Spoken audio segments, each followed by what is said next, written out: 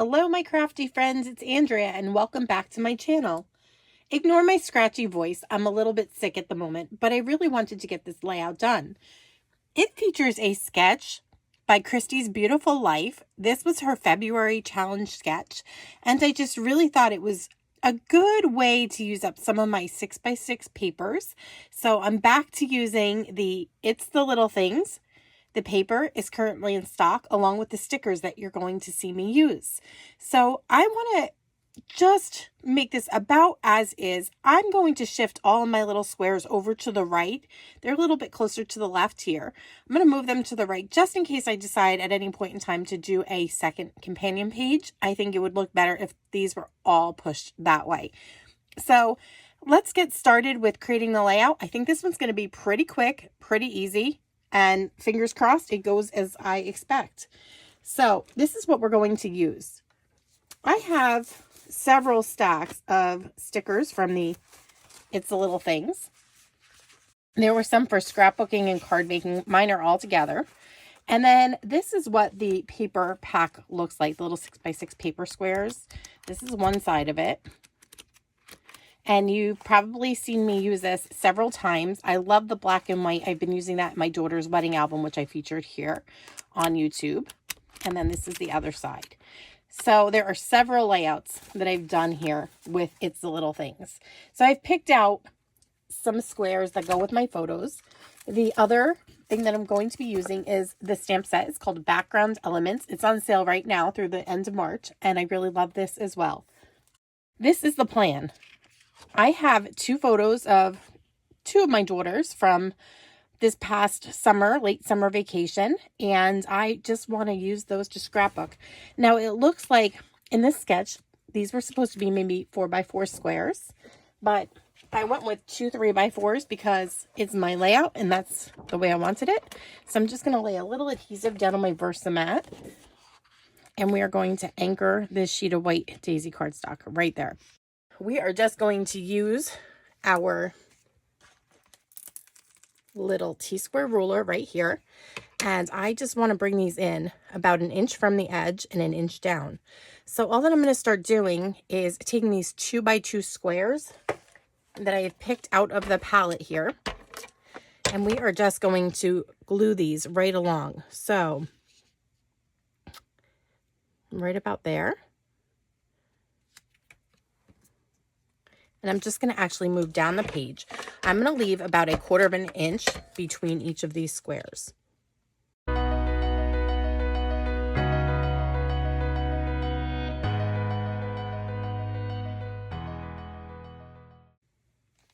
So now all of our squares are glued into place, and I'm just looking at the placement here just a bit. I already have just a little adhesive on back of these photos. So I think one, I want to go right about here, and I'm going to angle my photos just a bit. I know that this one, actually maybe we won't have to. We're going to keep them very much up and down. It looks like that is going to go well, and I'll still be able to see a lot of the pattern behind here. And I actually want to put this one underneath. So we are not 4x4s. We are those 3x4s, but I think they're working out well. And there's a lot of room to position these on the layout. So basically, we're going to need a title down here, and we're going to need some clusters right here and here. And then there's some details here, here, and probably up here where she has some kind of inking or something going on with this. So we are going to go ahead and use the stamps from the Background Element stamp set. I pulled off this one specifically and this one as well. And I'm going to pull in my Capri ink. I had a hard time deciding what ink would work best with this particular paper pack. Just have a scrap piece of paper here. And I want to do some second generation stamping here. So I'm just going to get this good and inked up. I'm going to stamp off. And I'm actually going to peel this back just a little bit. You'll notice that I did not adhere this down really well. And I knew that it was going to put some ink right there. Same thing we're going to do up here.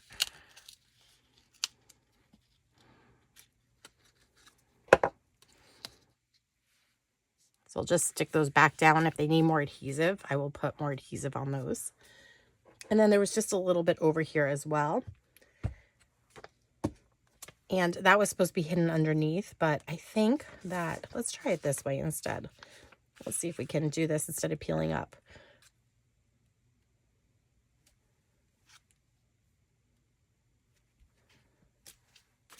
And that's just enough for me. I just wanted a little bit of texture right there as well. I can glue this back down a little bit more securely in the corner. And the same with up here. There we go. And now we're done with that Capri ink. I'm going to bring in just some black ink.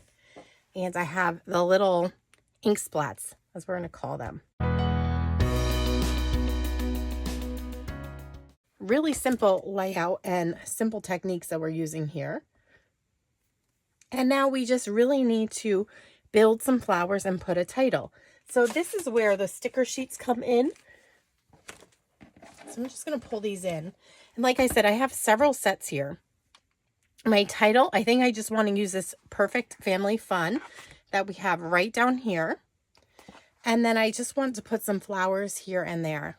I have gone ahead and I have cut the word perfect right out of our sticker sheet here. And I'm going to just peel away the background. We're going to keep the letters that we want in place. I'm just going to peel those slowly. I'm laying them down so I can make sure that I'm doing this nice and slow so that this way all that peels off is the outside here. Now I'm also going to get rid of the centers here right now because I don't want them to accidentally stick to our paper. And this is how I handle things. I want to be able to lay these down in a perfect line, just like that. And I think I'm going to put this more over here. So what I generally try to do is I generally try to fold back part of my backing like this. And hopefully, now that I'm doing this on camera, it works. And now when I lay these down, I have the bottom, all the adhesive is exposed. And when I lay this down here, like so, I'm happy with how straight that is.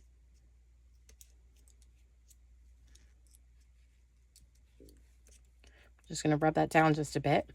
And now I can carefully peel this off letter by letter. And they should fall about where I'd like them to be in line. Just takes a moment of patience, but I think it's really worth it because you get a perfect result with the placement.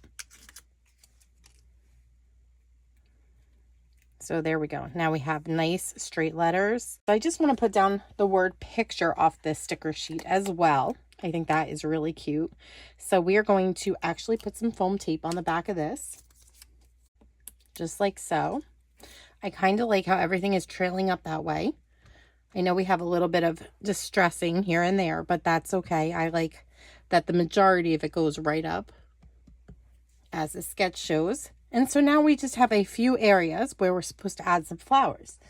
And there are plenty of opportunities in here to pick out some flowers. Now, let's see. Here's a sheet that has a ton of flowers on it. Maybe we have another one as well. There's some planters here. I don't know if I'll pull those in, but we will definitely consider using those. And I think I'm pretty happy with that. I think that'll be enough flowers for us to do what we need to do. So let's see. I'm just going to pull one of these off and see if this will go. I'm not sure yet. So let's build with some of the flowers that we have here.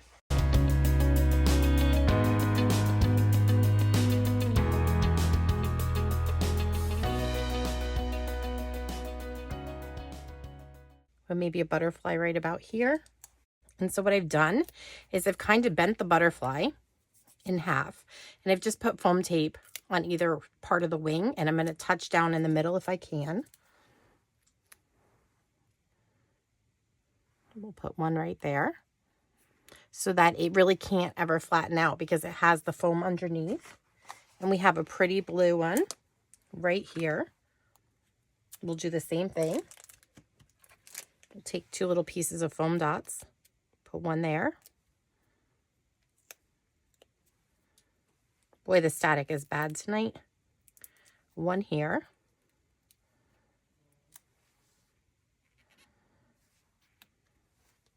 And then we have one more pink. And we'll do the same thing a third time. Thinking maybe right about there. But I just love how the whole layout kind of came together really quick, really easy with all these little elements here. And I just feel like it's just a little wonderland of flowers. I think that's probably enough. I don't think I need to add any more. But I just love how everything flutters up the page. And I hope that you guys like it too. In looking at my layout, when I went to take it off my Versamat, I wasn't quite happy with how we had a lot of edges that were really plain and it felt like no man's land. So I just grabbed a journaling marker, and this one is pretty old and pretty thin. And my plan is to just run it along the edge. Now, I always do better working on my right hand side and dragging my hand at an angle along the edge of the page. And I work best from going up at the top down to the bottom. And it doesn't have to be perfect. It might go in and out here and there, but I'm okay with that effect. I want it a little bit crazy. And so I'm just going to join this up here. I also found some flowered sequins. I still felt like we needed a little bit more bling to this layout. It wasn't sparkly at all. So I figured these little sequins might do the job. So I just wanted to sprinkle these in. They're just really understated little pieces of flowers. And you might not really even see them on the layout very much. But I'll know that they're there and I kind of like them just sprinkled here and there. I think that's just going to create a pretty little detail on this layout. I'm liking it a little better. I feel like now we have some place where my eye is ending on the edges of the page, and I do like how that looks.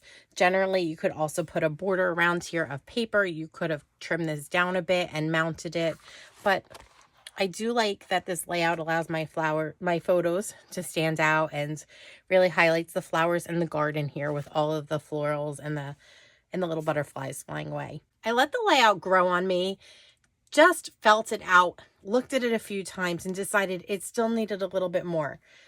I wasn't happy with just the couple of really light Capri colored background stamps. So I went ahead and did 3rd generation stamping, same Capri, and just added some more here and there. And I really felt like then it kind of toned down these two. I wish that I actually hadn't put these 2 clusters on the paper, but since it's down, there's nothing I can do about it. So I had to kind of soften those 2 by adding some more texture here and there.